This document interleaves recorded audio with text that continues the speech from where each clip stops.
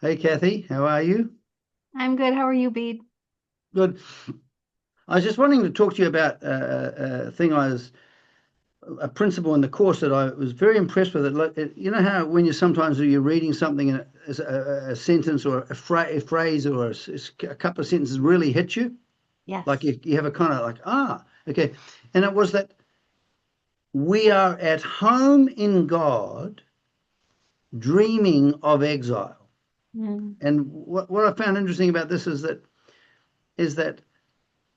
that even though it may not appear to be the case, the fact is that we're at home in God, but we don't see that fact because we're dreaming of being separate and apart from the presence of God. If you could just speak to that, please. Yes. Yeah, it is to be taken as a literal reflection that we are indeed at home in God. And Jesus in the Course at one point says, what if you knew and understood you're really hallucinating? It's kind of the same thing. We are indeed dreaming, and we are at home in God, and we're not aware of that. And when we're not aware of that, we are given in the Course instruction as to what to do. And I think Jesus understands that um, we're starting from a point where we don't experience that, but the instruction is designed to lead us to an experience of that.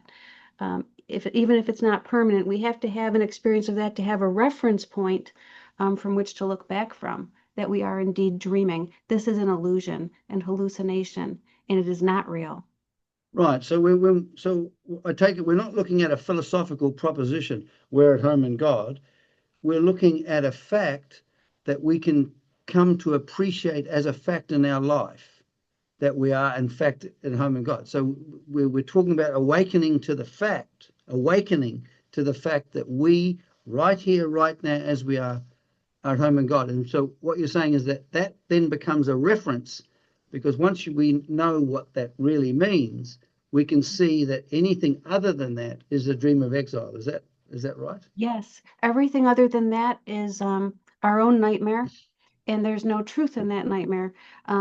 It's we're dreaming a dream, the content of which is a nightmare. And Jesus is very clear in his course on the fact that there is nothing outside of heaven, which of course means there's no me, there's no you, there's no world outside of heaven. It's a dream. And where's Yeah, a dream in the mind of the dreamer?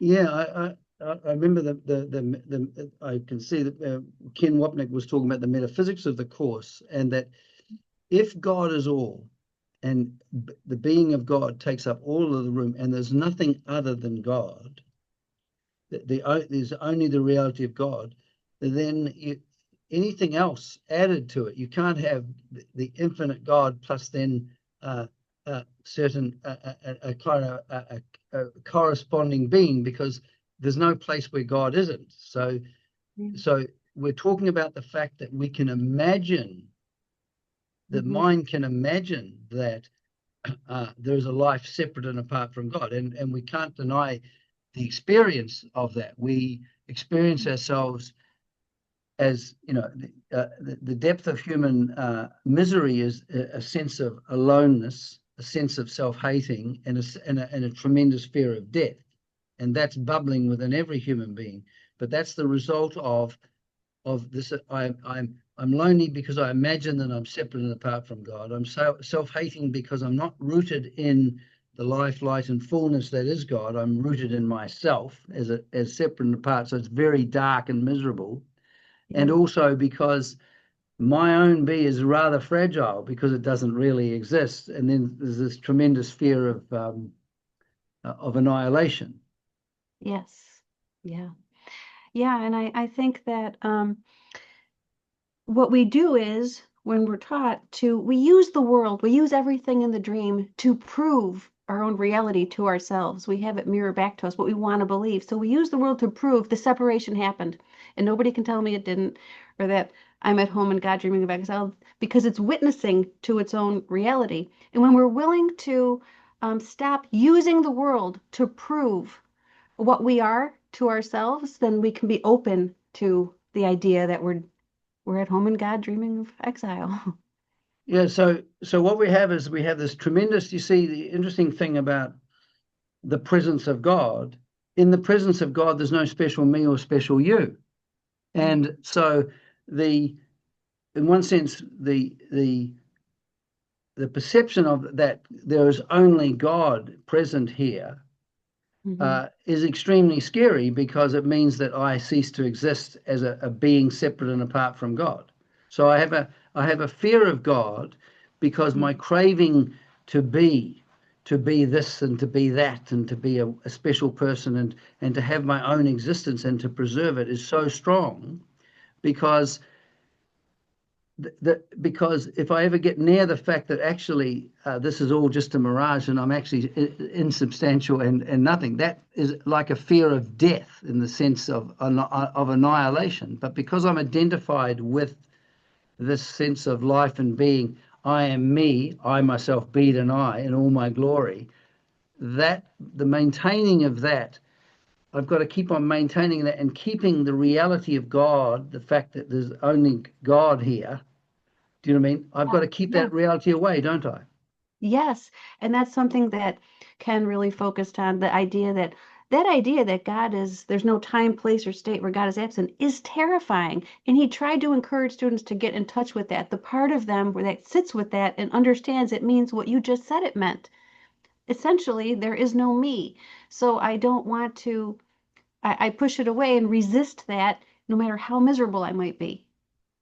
Yeah, now that brings up the interesting thing about the course is that we're not trying to be, oh, I'm the child of God and whatever. Yeah, I'm not. We we we need to become extremely aware that any form of upset or disquiet or loneliness or frustration or disappointment or antagonism or anger, this is the meaning of it is that I am dreaming of exile.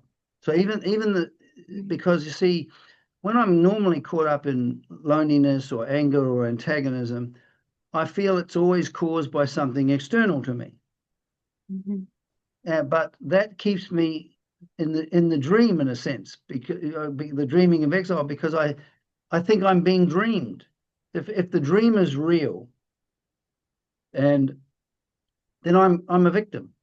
Do you know what I mean? Yeah. So the thing is that unless I see through the dream to the truth, Mhm. so uh, without that perception that I'm right here, right now, I'm dreaming of exile, because these feelings and this sense of life and being, as upset, as loneliness, as anger, as emptiness, which are common to human experience, particularly when we go home at night by ourselves. We're no longer presenting to others and being cool and smooth and all of that stuff. Yeah. We're encouraged to, as a starting point, to acknowledge truthfully, right now, this is what I'm feeling. This is what Mhm. my life is at the moment. So there has to be an honest acknowledgement of our suffering. Would that be true? Yes, I think that's essential to not try to use our defenses to, you know, try to push the suffering away, is to say this is what I'm experiencing, and being very honest with yourself, because without that, no matter what you practice, it's not going to move you from your fixed position. The honesty is a first step. Yeah, because Ken Wapnick said an interesting thing. This course is for people who know that they're miserable. Yeah, And and I mean, exactly. yeah, and because the fact of the matter is that when I'm facing my experiences of my life, other Mhm. people, the circumstances I'm in, the condition of my body, the condition of my mind, I often find I can be preoccupied with something and disturbed in my heart. This is a fundamental thing that I can see that I'm preoccupied with some object that's separate from me, whether it's a loneliness there, or a person saying and doing something that I don't like, or the conditions I'm in. I can experience a preoccupation with that and a disturbance in the heart. And the thing about the course is that the whole purpose of it is to be able to free me from that mental preoccupation from things that are external to me, and Mhm. to arrive at a peace that is not determined by or caused by any external event. Is that true? Yes, yes. And I think that you could almost say that it's a series of the journey would be a series of realizations. It's not so much you're doing anything on the journey. You could do anything on the journey because it's a series of realizations. I'm never upset for the reason I think that is a starting point to start withdrawing our projections and look within and see and maybe question the causes, whatever we've blamed. First, you got to raise a question before you can reevaluate or let some light in to like our fixed position. I'm upset because all this stuff's happening around me, you know. Yeah, it's interesting. One thing that I totally have always believed all my life is I believe I know why I'm upset. So that's Yeah, like, I know it's why so I'm apparent. upset. It's my wife. You know, what I mean? Or I know why I'm upset is because of my depression. Or I know Right. I'm upset is because I'm not making enough money. Yeah. That is, but what we're saying here is that the course enables us to come alive, to be able to see our experience, this common repetitive experience of being Hmm. victimized by the world, to be able to see it in an entirely different light. So, for example, when I suddenly see, ah, I'm never upset for the reason I think, when that comes alive in me as my understanding, I will stop blaming. Yeah. Yeah, But I if think that's but absolutely true. yeah, and because you see, the starting point is that we really do believe what's happening in front of us is causing us and making us upset. Uh, Yeah. And I also just add in there that uh, I lost my train of thought, but it was kind of akin to that in the sense that we won't really begin to withdraw that until we can, um, first of all, kind of see, we have to see that we're miserable, right? But mhm. as long as we're blaming something outside of us and experiencing ourselves as the victim, we have to believe God is cruel. I think that's a piece of it, and that, um, and the Course says at one point, your path is what makes, what in your understanding would make you understand God is not cruel or insane. Right. People can express that. They go, life is very harsh, or life is very cruel. What they're saying is reality is very cruel, but that's not reality. But Right, right. we we take that to be reality, and I think so. When we look at the course, we're not looking at a theory about life. We're looking at an unfolding of, basically, we're looking at an instrument that so that we don't study the course as such. We study our life in the light of the course. Would that be right? Yes. And Ken used to say the Course is speaking past us to the decision maker within. It's awakening something within us because we're not the dream figure. We're the dreamer of the dream, and it's awakening the dreamer of the dream that is within us. That's a very interesting idea. Like, when I first heard it, that even though we're lost in exile, Mhm. there's something in us that remembers God's love. Do you know what I mean? Yes. You have to know That something. Yeah. there's Sorry. something in us that is calling us, come back home. Come back home. You're not. It seems like. See, I think it's a common experience for people to feel that they're a stranger in a strange land. That for some reason, I Mhm. mean, we can try and be as positive as we like, but there's something inherently, what the Buddhists would say, undissatisfying or unsatisfactory about human life. And because, for example, I am born, that's birth. I believe that I'm born in a certain time. Then I've Mhm. got a noose around my neck because it's like I'm being hung. I'm in free fall, and old age, sickness, and death is going to destroy me at the end. So no matter what I do, um, there's a problem. So we, if that is actually true, if it's true that my life and being is simply myself as a psychophysical material being, then Mhm. my whole destiny is old age, sickness, and death. But what Mhm. the Course is saying is that I have an entirely different appreciation of my life and being when I'm at home in God. when I Yes. awaken to that fact. Yes. I think the path to that is an undoing of what we decided was the truth. Right. So we can't, even though we can't know truth and oneness from our perspective, we can know everything that is not love, everything that is not truth. And when we stop making those judgments, we're welcoming an experience of being at home in God. Right. So The dream and the exile. we don't have to create being at home in God because that's already an existing fact, but Yeah. we can relinquish all of the things that of the ideas and the experience of being in exile. So as we move away from the ignorance, the hmm light shines of its own accord. Is that right? Yes, yes. It's a course in it's a mind training course. It is a course in undoing.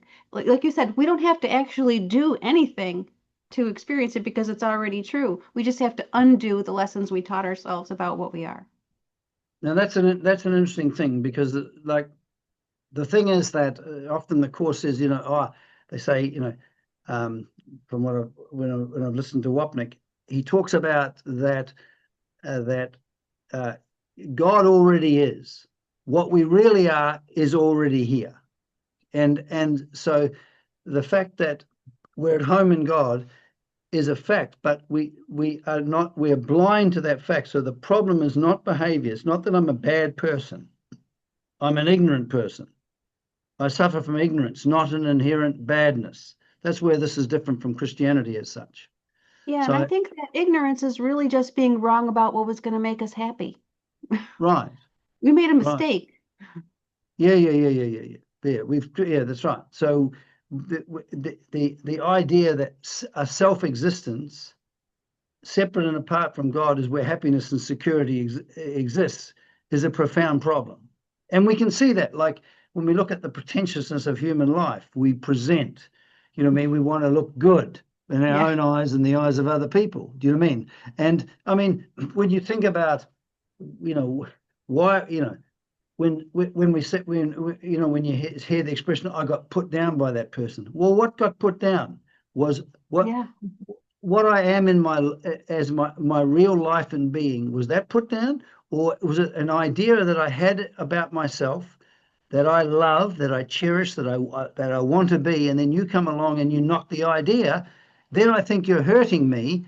But in actual fact, my problem is that I love this idea, and I need to have this idea to preserve my existence. yes, exactly.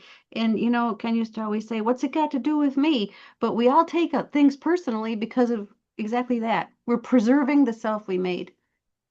Now, just one other thing before we end. Uh, so we're not. See, sometimes people can go, "Okay, I'm at home in God," right? Or they can make generalized statements about themselves. I'm fairly awake now. We're not talking about that. We're talking about where our starting point in the Course of Miracles is right here, right now, as I am. Yeah. What is on display is an uh, uh, an an outward picture of an inward condition. Yes. Now, this is always a rule. This is whatever I'm facing is an outward picture of an inward condition. And Yes. so the problem isn't the outward picture. The No. problem is whether or not I am seeing through my eyes as a psychophysical being that is separate and apart from God, Right. or that I'm seeing through the Course's eyes or the eyes of Jesus, which presents an entirely different reality.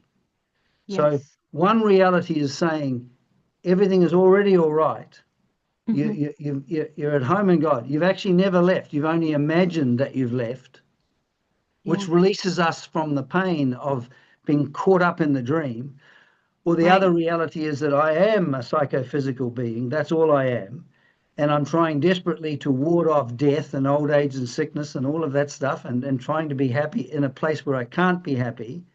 Yeah. Uh, so the, what I'm looking at is either with the understanding of the spiritual understanding that has been unfolded by the Course, which they call looking at life through Jesus's eyes. So through Jesus's eyes, I've never left God. I can't, no matter what I want to do, like you can't get it. you can't get away from being. It's you can't run Yeah, away. right. So the awakening to the appreciation of that fact, Hmm. which is totally cognitive, Yeah. is being to be released from the belief that I'm a life and being separate and apart from God. I have my own being, and I'm going to be annihilated at the end of when the story ends. Is that the Yes, that's exactly it. We're all going to appear to be preoccupied by the dream, but no one can dictate to us who we're going to look upon it with and what we're going to experience. And so that's the choice we right? have to make. Well, I've had the experience with working with this course where you're upset with someone Mhm. and you're believing in what's happened. You're upset because of what they're doing and all of this Yeah. sort of stuff. You're experiencing yourself as a victim. You're experiencing them as a so and so, and then suddenly you see, well, hey, hold it a minute.